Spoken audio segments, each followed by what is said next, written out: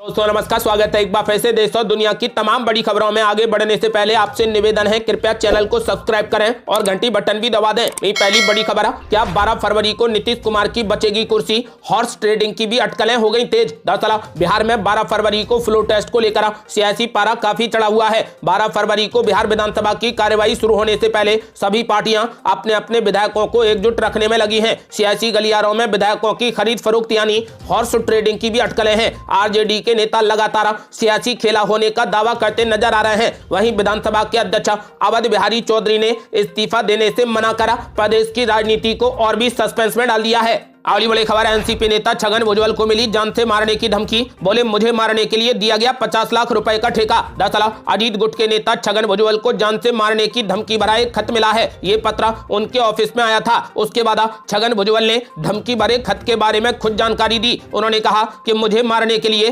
50 लाख रुपए का कॉन्टैक्ट दिया गया है। उसमें कुछ गाड़ियों के नंबर हैं और कुछ फोन नंबर भी हैं। आपको बता दें कि इसके बाद ओबीसी नेता छगन भुजबल ने कहा कि मैंने ये खत अब पुलिस को दे दिया है। अगली बड़ी खबर, लहसुन ने बिगाड़ा खाने का स्वाद, कीमतें पहुंची 500 के पारा। अच्छी पैदावार के बावजूद भी आखिर क्यों बढ़ रहे रेट? दरअसल कुछ दिनों पहले तक दिल्ली में 100 से 150 रुपए किलो तक बिकने वाला लहसुन आज 450 रुपए से लेकर 500 रुपए किलो तक में बिक रहा है, जिसकी वजह किसानों को भी समझ में नहीं आ रही है। किसानों का कहना है कि उन्होंने 40 रुपए किलो से लेकर 50 रुपए किलो की दर से व्यापारियों को लहसुन बेचा था, लेकिन कैसे लहसुन की कीमतें बेकाबू हो रही हैं उन्हें भी समझ में नहीं आ रहा है। अगर 50 रुपए के हिसाब से भी अंदाजा लगाया जाए तो ट्रांसपोर्टेशन कॉस्ट को जोड़कर इसकी लागत 80 रुपए के आसपास बैठती है, जिसे मुनाफा जोड़कर 125 से लेकर 150 रुपए किलो तक में बिकना चाहिए। बावजूद इसके लहसुन की कीमतें बेलगाम हैं और इसका कारण कहीं ना कहीं किल्लत को दर्शाकर मुनाफाखोरी करना है।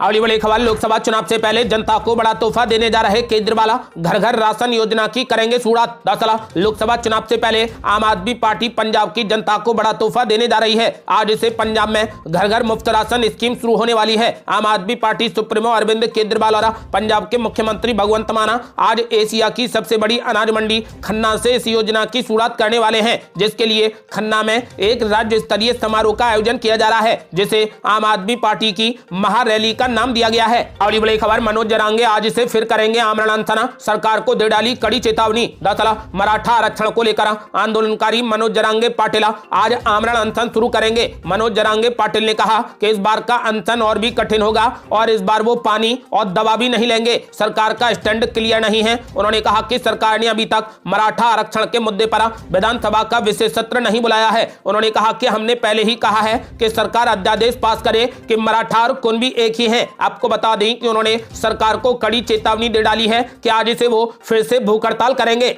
अगली बड़ी खबर, किसानों को साधने के लिए बीजेपी ने बनाया तगड़ा प्लान, गांव-गांव जाकर करेगी प्रचार। दरअसल भाजपा किसान मोर्चा के पदाधिकारी और कार्यकर्ता पूरे देश के सभी गांवों में जाकर लोगों से ग्राम परिक्रमा यात्रा और चौपाल के माध्यम से प्रधानमंत्री नरेंद्र मोदी की जन कल्याणकारी योजनाओं को गाँव-गाँव और जन जन तक पहुँचाएंगे। इसका शुभारंभ 12 फरवरी को किसान मोर्चा के राष्ट्रीय अध्यक्ष राजकुमार चाहरा और भाजपा के राष्ट्रीय अध्यक्ष जेपी नड्डा के नेतृत्व में होगा। देश की राजधानी क्षेत्र के साथ साथ पूरे देश में भी इसका आगाज होगा। बीजेपी 2024 के लोकसभा चुनाव का बिगुला इसी कार्यक्रम से फूकने जा रही है। अगली बड़ी खबर, जयंत चौधरी पर जमकर भड़के सपा नेता रामगोपाल यादव, बोले जो भाग रहे हैं उनका चरित्र भागने वाला है। दरअसल आरएलडी और बीजेपी के गठबंधन का भले ही ऐलान ना हुआ हो, लेकिन चौधरी चरण सिंह को भारत रत्न दिए जाने के बाद यह लगभग तय ही हो चुका है कि कभी भी जयंत चौधरी एनडीए के साथ में जाने का ऐलान कर सकते हैं। इस बीच समाजवादी पार्टी के महासचिव और सांसद रामगोपाल यादव ने आरएलडी प्रमुख जयंत चौधरी पर जमकर हमला किया। उन्होंने कहा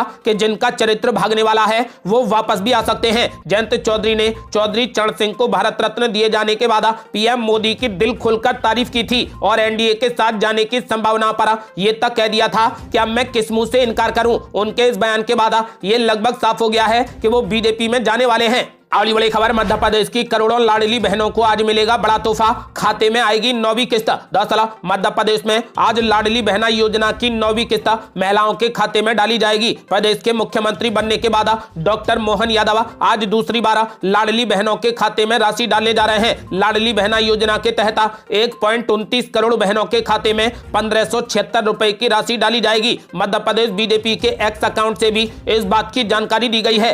अगली बड़ी खबर, पीएम मोदी की जाति को लेकर राहुल गांधी के बयान पर अशोक गहलोत ने किया समर्थन। बोले राहुल गांधी ने सच बोला है। दरअसल लोकसभा चुनाव 2024 से पहले भारत जोड़ो न्याय यात्रा पर निकले कांग्रेस नेता राहुल गांधी ने कहा कि प्रधानमंत्री मोदी का जन्म सामान्य वर्ग में हुआ था और बाद में उनकी कम्युनिटी को ओबीसी में शामिल किया गया। वहीं अब राहुल गांधी के इस बयान का राजस्थान के पूर्व मुख्यमंत्री अशोक गहलोत ने भी समर्थन किया। राजस्थान के पूर्व मुख्यमंत्री अशोक गहलोत ने कहा कि राहुल गांधी ने प्रधानमंत्री नरेंद्र मोदी के ओबीसी में शामिल होने के मुद्दे पर एकदम सच बोला है। अशोक गहलोत ने कहा कि अगर प्रधानमंत्री खुद को ओबीसी समुदाय का सबसे बड़ा समर्थक मानते हैं तो उन्हें जल्द से जल्द राहुल गांधी की मांग के अनुसार देशव्यापी जाति जनगणना कराए जाने का ऐलान करना चाहिए। अगली बड़ी खबर, किसान नेता राकेश टिकैत के बदले सुरा, मोदी सरकार के इस फैसले के हुए मुरीदा, कहा तहे दिल से शुक्रिया। दरअसल चौधरी चरण सिंह को भारत रत्न से सम्मानित किए जाने की घोषणा पर भारतीय किसान यूनियन के राष्ट्रीय प्रवक्ता राकेश टिकैत ने बड़ी प्रतिक्रिया दी। राकेश टिकैत ने कहा कि किसानों की बहुत पुरानी डिमांड थी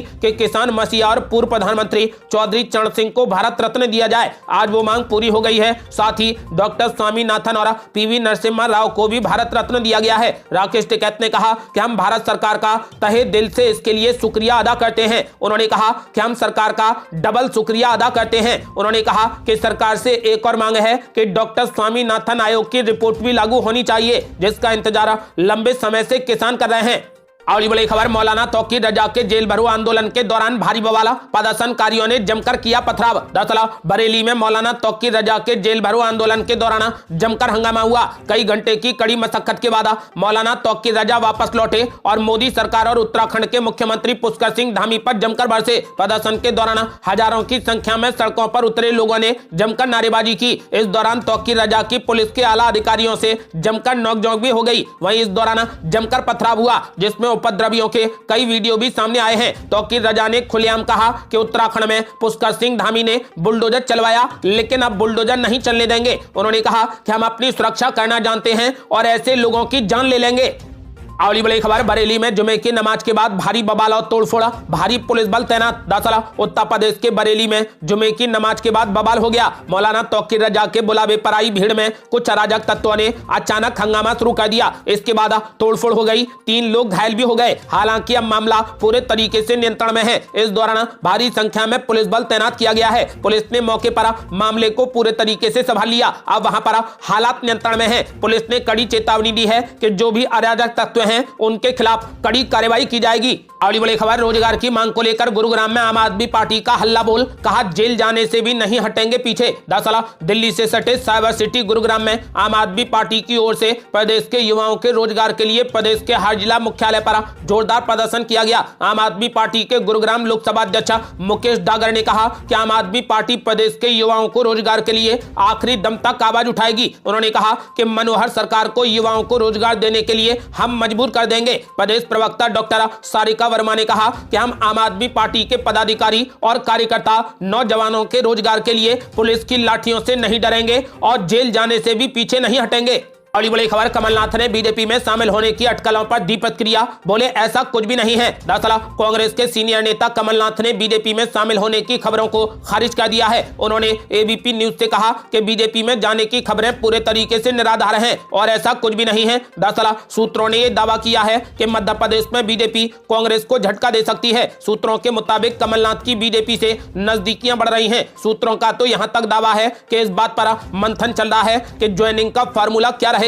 सूत्रों ने यह भी कहा है कि कमलनाथ के साथ में उनके बेटे नकुलनाथ भी बीजेपी का दामन थाम सकते हैं। हालांकि कमलनाथ ने बीजेपी में जाने के कयासों को खारिज कर दिया है। अगली बड़ी खबर, संजय राउत ने पीएम मोदी पर साधा निशाना, बोले खुद को हिंदुत्ववादी कहने वाले प्रधानमंत्री मोदी बाला साहेब ठाकरे को भूल गए हैं। दरअसल संजय राउत ने कहा कि खुद को हिंदुत्ववादी कहने वाले प्रधानमंत्री नरेंद्र मोदी एक बार फिर हिंदू हृदय सम्राट बाला साहेब ठाकरे को भूल गए हैं। उन्होंने कहा कि बमुश्किल 1 महीने में पहले 2 और अब 3 नेताओं को भारत रत्न से सम्मानित किया गया है। हालांकि न तो वीर सावरकर और न ही शिवसेना सुप्रीमो बाला साहेब ठाकरे, जो किसी अन्य से अधिक भारत रत्न के हकदार थे, को पूरे तरीके से नजरअंदाज किया गया है। आपको बता दें कि सांसद संजय राउत ने पीएम नरेंद्र मोदी से बाला साहेब ठाकरे को भारत रत्न दिए जाने की मांग की है।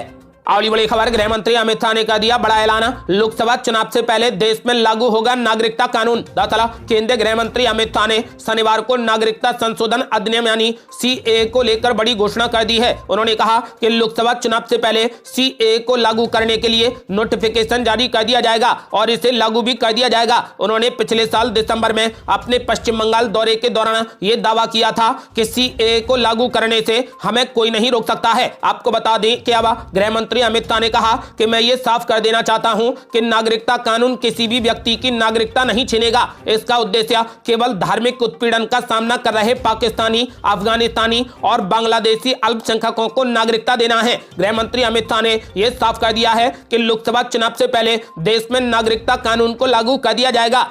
अगली बड़ी खबर, जयंत चौधरी ने पीएम मोदी की तारीफा तो भड़क गए मल्लिकार्जुन खड़गे, बोले इन्हें किस नियम के आधार पर बोलने दिया गया। दरअसल संसद के उच्च सदन राज्यसभा में चौधरी चरण सिंह को लेकर काफी हंगामा हुआ है। आरएलडी चीफ और राज्यसभा सांसद जयंत चौधरी ने जब सदन में बोलना शुरू किया तो विपक्ष के नेता और कांग्रेस अध्यक्ष मल्लिकार्जुन खड़गे ने इस पर सवाल खड़ा किया। जयंत चौधरी अपने दादा चौधरी चरण सिंह को भारत रत्न से सम्मानित किए जाने को लेकर बोल रहे थे। तभी कांग्रेस अध्यक्ष मल्लिकार्जुन खड़गे ने सवाल उठा दिया कि किस नियम के तहत उनको बोलने दिया गया है। मल्लिकार्जुन खड़गे ने कहा कि हालांकि हम सैल्यूट करते हैं जिन्हें भारत रत्न दिया गया है। वहीं कांग्रेस सांसद प्रमोद तिवारी ने यहां तक कह दिया कि अब अगर जयंत चौधरी एनडीए में जाते हैं तो उससे तो यही साबित होगा कि भारत रत्न की सौदेबाजी हुई है और उनको अब तो बिल्कुल भी एनडीए का हिस्सा नहीं बनना चाहिए। अगली बड़ी खबर, हल्द्वानी और बरेली की घटनाओं पर मायावती ने दी तीखी प्रतिक्रिया, उच्च स्तरीय जांच की मांग। दरअसल हल्द्वानी में बृहस्पतिवार को अवैध मदरसा तोड़े जाने की कार्रवाई के दौरान भड़की हिंसा में